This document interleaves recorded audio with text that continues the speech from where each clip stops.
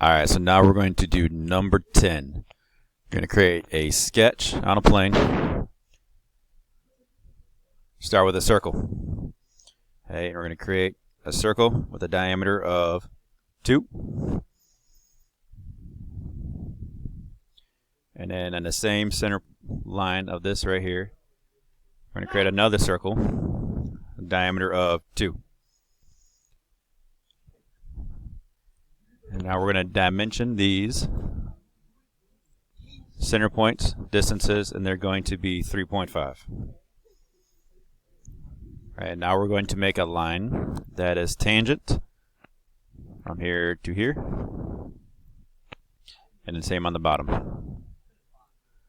Okay, now you see the tangent symbol, so that means they are tangent, and then we're going to trim these arcs away so we have just one solid object, and then we go to extrude it.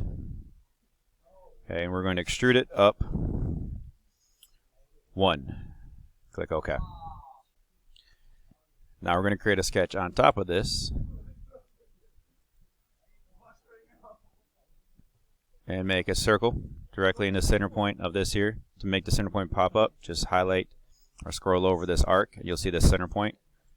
And it's going to be the same size as that arc there. And then extrude it up 1. Now we just need to make the circles that go right in the middle. So we'll create a sketch here. Circle. Same with this center point, and this diameter is 1. And we're going to extrude it, and we're going to cut through all. Okay. And do the same thing down here. Create a sketch. We're going to do a circle. I want to find the center point. Diameter of 1. Extrude.